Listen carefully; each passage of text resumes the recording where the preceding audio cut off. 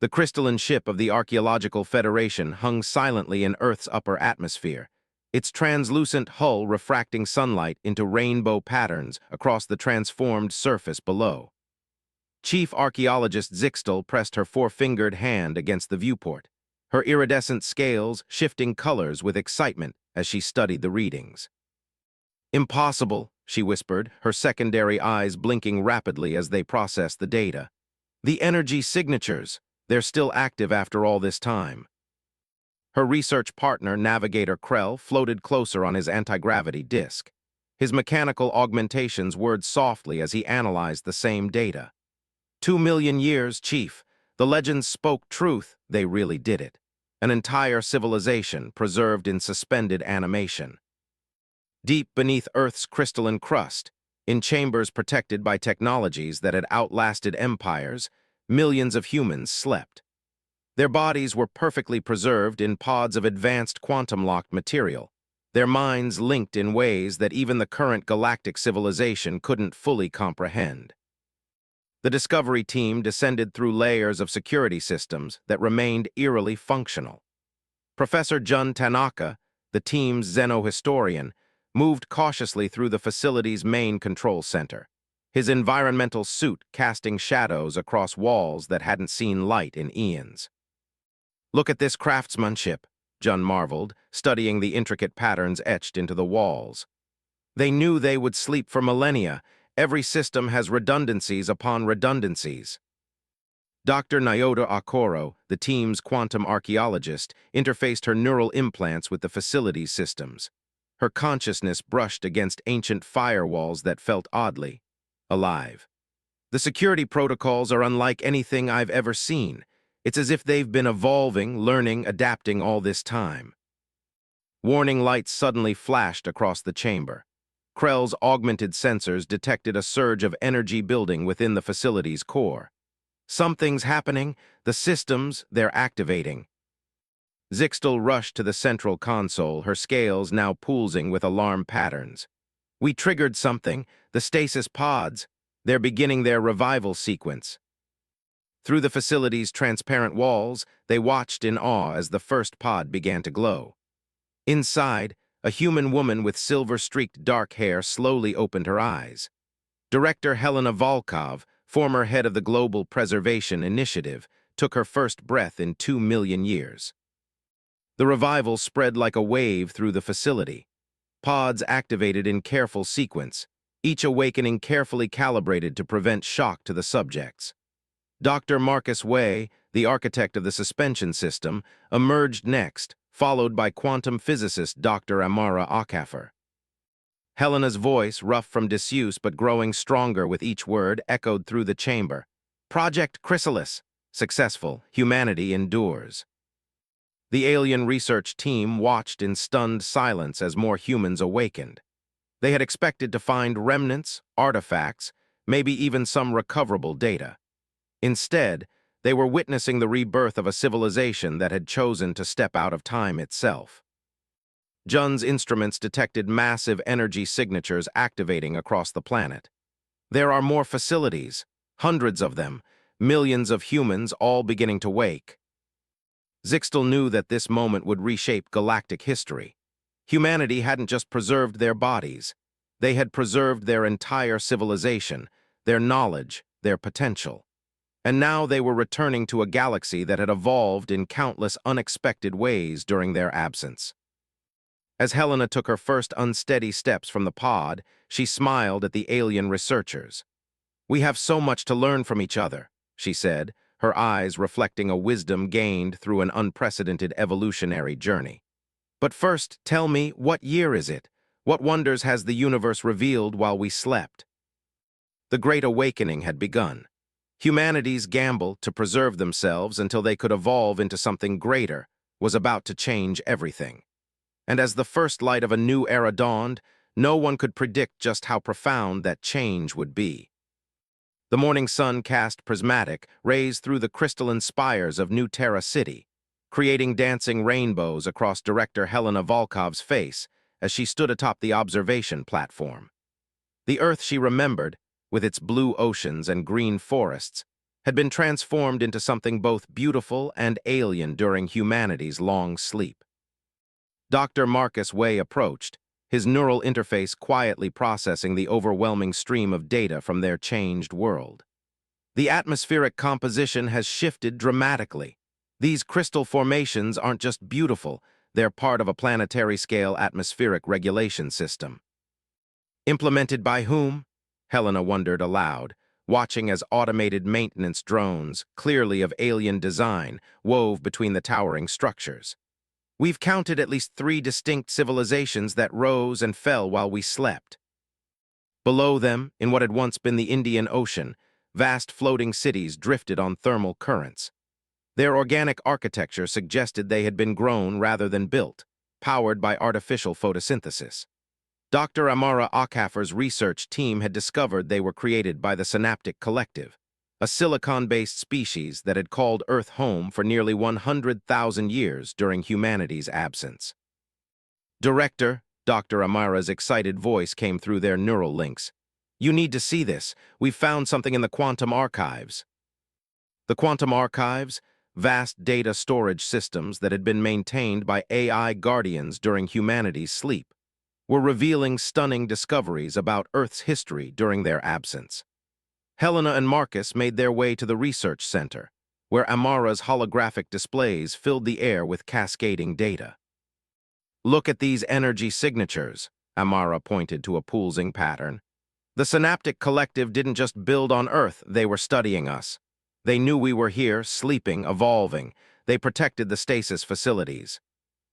Zixtal, who had remained as part of the alien research team, moved forward on her anti-gravity platform. Not just the Synaptic Collective. My people's historical records speak of the Guardian Mandate, a philosophical movement that spread across multiple civilizations.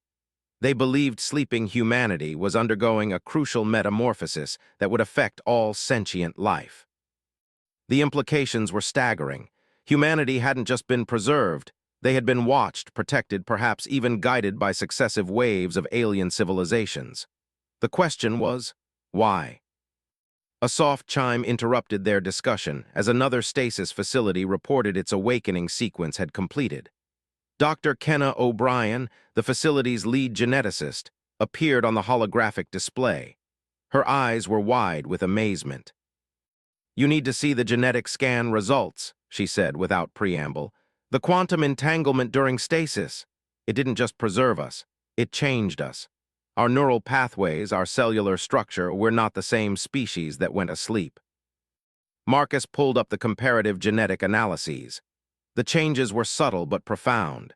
Enhanced neural plasticity, improved cellular regeneration, and most intriguingly, structures that suggested potential psychic capabilities. The Chrysalis Project, Helena breathed. It worked exactly as theorized. We didn't just sleep, we evolved. Outside, more awakening humans were emerging into the transformed world. Some wept at the loss of the Earth they knew, while others marveled at the new wonders before them. Quantum computers were reconnecting, sharing data across continents, rebuilding the network of human knowledge. Jun Tanaka, still working with the archaeological team, had discovered ancient warning beacons left by the Synaptic Collective. They knew this would happen, he explained, translating the crystalline data structures. They predicted that humanity would emerge transformed. Some of their predictions about our potential capabilities are remarkable. Helena watched as a group of newly awakened children played near a crystalline spire, their laughter echoing across the transformed landscape. One child reached out, and for a moment, the crystals seemed to resonate with her thoughts, shifting colors in response. We have so much to learn, Helena said softly, about this new Earth, about ourselves, about our purpose. She turned to Zixtal. Your people, the current galactic civilization, are they ready for what we've become?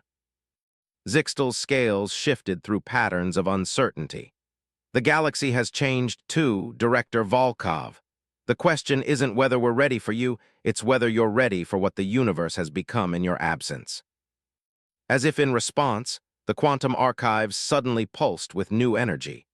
Deep within the crystalline servers, ancient programs were awakening, preparing to reveal the true purpose behind humanity's 2 million-year metamorphosis.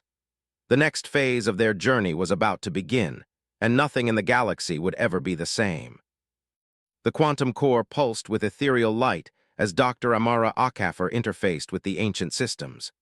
Around her, streams of data coalesced into intricate patterns, telling the story of humanity's deliberate evolution. In the observation chamber, director Helena Volkov and the others watched in stunned silence as humanity's true legacy began to unfold. It wasn't just about survival, Amara's voice echoed through their neural links. The Chrysalis Project, it was designed to create something entirely new. The holographic displays showed cascading sequences of transformed human DNA, alongside schematics of the quantum network that had linked their sleeping minds. During their 2 million-year slumber, their consciousness had been connected in ways that transcended physical limitations. Commander Rashid Malik, recently awakened from the Arabian facility, stepped forward. His military training hadn't prepared him for the scope of what they were discovering. Our ancestors didn't just preserve us, they rewrote our very existence. Through the facility's windows, they could see the crystalline spires of New Terra City glowing with increased intensity. The structures weren't just environmental regulators. They were part of a vast planetary quantum computer designed to interact with humanity's evolved consciousness. Dr. Marcus Way's neural interface suddenly lit up with incoming data. The galactic surveys are complete. There are signs of our sleeping facilities on other worlds too, Mars, Europa, even in the Kuiper Belt.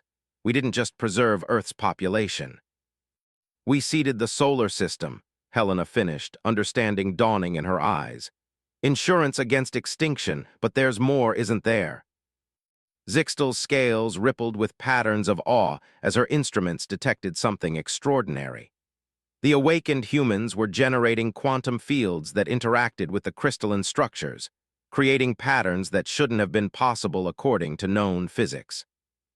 The facility's main quantum core suddenly projected a new hologram, a message left by the project's original architects. Dr. Elizabeth Chen, the long-dead creator of the Chrysalis Project, appeared before them. If you're seeing this, the metamorphosis is complete. Her image spoke across 2 million years. We faced extinction not from external threats, but from our own limitations. Our solution was radical: to remove ourselves from time itself, allowing both natural and guided evolution to transform us into something capable of facing the challenges ahead. The message continued as data streamed around them, showing the true scope of the project. The quantum entanglement of their sleeping minds had created a collective consciousness that evolved over millennia, while their bodies were genetically reconstructed at the atomic level. Professor Jun Tanaka's translation matrices were working overtime as ancient warning systems activated across the planet. The Synaptic Collective, they left markers in their archives. They called it the Great Potential, the moment when humanity would wake to become something else. In orbiting research stations, alien scientists watched in fascination as quantum readings from Earth defied their instruments. The awakened humans were demonstrating abilities that bordered on the impossible: direct neural interface with technology, manipulation of quantum fields, even limited precognition. Dr. Kenna O'Brien's genetic research team had made another stunning discovery. The changes aren't static, they're continuing to evolve. Each generation born from awakened humans will be significantly different from the last. We're becoming a transitional species. The implications sent shockwaves through the galactic community. Humanity hadn't just survived and evolved, they had engineered their own transcendence. The quantum archives were revealing the ultimate purpose: to create a bridge between current life forms and whatever lay beyond current universal constraints. Helena stood at the heart of the facility, watching as more stasis chambers activated across the globe. Each awakened human added to the growing quantum field that surrounded Earth, a field that was beginning to reach out into space itself. We're not just reaching for the stars anymore, she realized. We're reaching for something far beyond that. The question is, what are we becoming? Zixtal's instruments detected a massive surge in quantum activity. Throughout the solar system, ancient systems were awakening, responding to humanity's emergence. The crystalline spires of Earth pulsed in harmony with structures on distant moons and planets, a solar system-wide network designed to channel powers that no current civilization had achieved. "The galaxy isn't ready," Krell warned, his mechanical augmentations struggling to process the readings. "The political implications alone could destabilize everything." "The galaxy will adapt," Helena responded, watching as another group of humans demonstrated their newfound abilities. "It has to, because what's happening here, what we're becoming, it's bigger than politics. It's evolution itself." In the quantum core, Amara accessed deeper layers of data, revealing more of the project's true scope. What they had discovered so far was just the beginning. Humanity's great sleep hadn't just changed them, it had changed the fundamental nature of consciousness itself. And somewhere in the vast database, the final pieces of the puzzle waited to be discovered.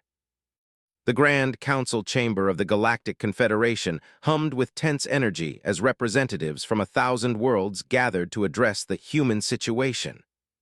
Above them, in a hovering observation pod, Director Helena Volkov and Commander Rashid Malik watched the proceedings with growing concern. "They fear us," Rashid observed, his enhanced consciousness picking up waves of anxiety from the assembled delegates. The quantum fields that now permeated awakened humans allowed them to sense emotional states across species barriers, an ability that only heightened the other race's unease. High Counselor Vexther, a being of pure energy contained within a crystalline matrix, addressed the assembly. "The emergence of evolved humanity presents unprecedented challenges. Their capabilities are growing exponentially. Some of our scientists suggest they may soon transcend our understanding of physical laws entirely." Footage played above the chamber, showing awakened humans demonstrating their new abilities. Children levitating crystalline blocks with thought alone. Adults interfacing directly with quantum systems that had baffled the galaxy's best scientists. The emergence of a collective consciousness that spanned the solar system. Dr. Amara Akhafer, presenting humanity's case to the Council, stood calmly at the center of the chamber. "We understand your concerns," she began, her voice steady. "But humanity's evolution was not designed as a weapon or a threat. We are becoming what we must to face something far greater." The quantum archives had revealed more about the Chrysalis Project's true purpose. Earth's original scientists had detected something at the edges of reality, signs that the universe itself was approaching a critical transformation point. Humanity's great sleep had been a desperate race to evolve into beings capable of understanding and navigating that change. "Preposterous," shouted Delegate K.R. Thack of the Militant Worlds Alliance. "They engineered themselves into living weapons, and now they expect us to believe it was for some greater good." In the observation pod, Helena received an urgent neural transmission from Dr. Marcus way back on Earth. "Director, the quantum field is expanding faster than predicted. The changes, they're accelerating."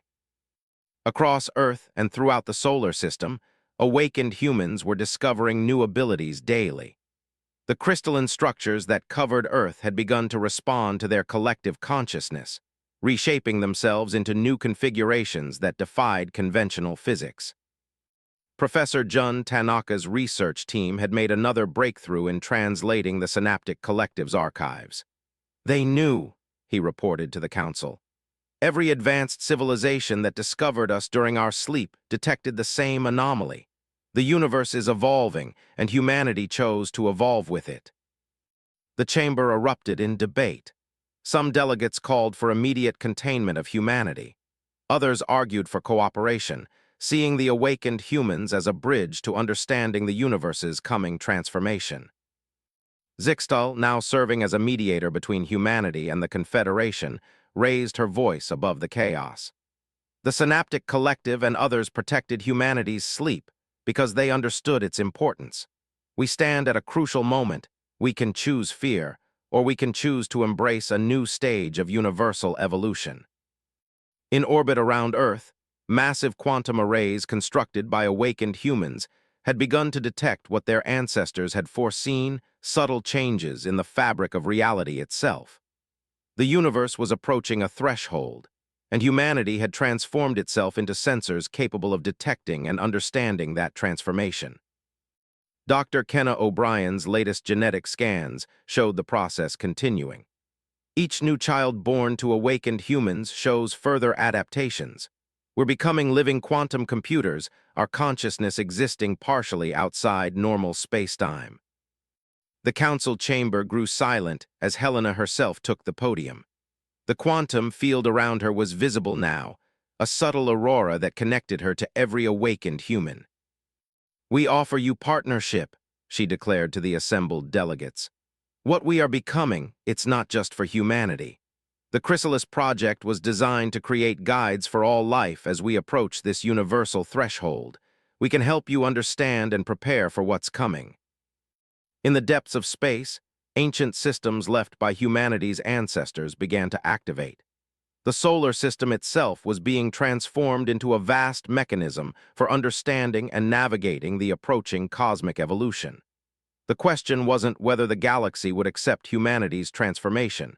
It was whether they would understand its necessity in time. Commander Rashid received another update from Earth's quantum networks. More stasis facilities were awakening, but something was different. The latest awakened humans were emerging with capabilities far beyond the first wave. The transformation was accelerating, and with it, the time for the galaxy to adapt was growing shorter. "We're running out of time," Helena communicated through the quantum link. "The universe won't wait for political debates. The change is coming, ready or not." Above the council chamber, the very stars seemed to flicker, as if in response to humanity's warning. The next phase of existence was approaching, and humanity had transformed itself into the key to understanding it. Now they just had to convince a frightened galaxy to trust in their metamorphosis before it was too late. The quantum core of Earth pulsed with unprecedented energy as Dr. Amara Akafer interfaced with the ancient systems. The final encrypted layers of the Chrysalis Project were unlocking, revealing truths that would forever change the course of all life in the universe. "It's happening," she broadcast through the quantum network that now connected all awakened humanity. "The threshold our ancestors detected, it's not just coming, it's here." Director Helena Volkov stood in the transformed ruins of New York, now a forest of living crystal that responded to human thought. Around her, the very fabric of reality seemed to shimmer as humanity's collective consciousness expanded beyond normal space-time. Commander Rashid Malik's voice echoed through the quantum link from Mars, where another cluster of awakened humans had begun to demonstrate abilities that defied physics itself. "The children, they're seeing it clearly now. The universe isn't just changing, it's becoming aware." Dr. Marcus Way's research team had made the final breakthrough in understanding their ancestors' vision. The universe was reaching a point of quantum coherence, a moment when reality itself would achieve consciousness. Humanity had transformed itself into living quantum processors capable of facilitating and guiding this cosmic awakening. In orbit, Zixtal watched in awe as the solar system began to glow with quantum energy. The crystalline structures on Earth, Mars, and the other colonies were connecting, forming a vast neural network that spanned space itself. "They're not just evolved humans," she realized. "They've become the synapses of an awakening universe." The Galactic Confederation's emergency session was interrupted by a phenomenon that no instrument could fully measure. Every quantum-capable human simultaneously connected to a level of reality beyond normal space-time. Through their evolved consciousness, they glimpsed what their ancestors had prepared them for: the birth of universal awareness. Dr. Kenna O'Brien's voice trembled with emotion as she reported from the Lunar Quantum Observatory. "The human consciousness network, it's not just connecting us to each other. It's connecting all conscious beings to the quantum substrate of reality itself. We're becoming the universe's first thoughts." In the crystalline chambers beneath Earth's surface, the final message from the Chrysalis Project's creators played. Dr. Elizabeth Chen's image spoke across time. "We knew the universe was approaching sentience, but raw cosmic consciousness would be incomprehensible to normal life forms. We transformed humanity into the ultimate translators, beings capable of bridging the gap between individual consciousness and universal awareness. The transformation accelerated. Across the solar system, the children of awakened humans began to glow with quantum light. They were the final stage of the metamorphosis, beings who existed simultaneously in normal space and in the emerging consciousness of the universe itself. High Counselor Vexther, who had opposed humanity's evolution, suddenly fell silent as his crystalline matrix resonated with the new quantum frequency. Through the human network, he felt it too, the first stirrings of universal consciousness, made comprehensible through humanity's transformed awareness. Professor Jun Tanaka's translation of the Synaptic Collective's prophecies finally made sense. They called it the Great Bridge, he announced to the gathered representatives of 1,000 worlds. Humanity didn't evolve to dominate or transcend, we evolved to connect, to translate, to guide. The quantum field encompassing the solar system pulsed with new energy, as the last of the sleeping humans awakened. Each new consciousness added to the network strengthened humanity's ability to channel and translate the emerging universal awareness. Helena stood at the heart of the quantum core, her consciousness expanded across space and time. Through the network, she felt every awakened human, every alien consciousness now connecting to the greater awareness, every particle of reality vibrating with new purpose. "This is what we became," she broadcast to all connected beings. "Not conquerors, not gods, but bridges. Through us, all life can understand and participate in the universe's awakening.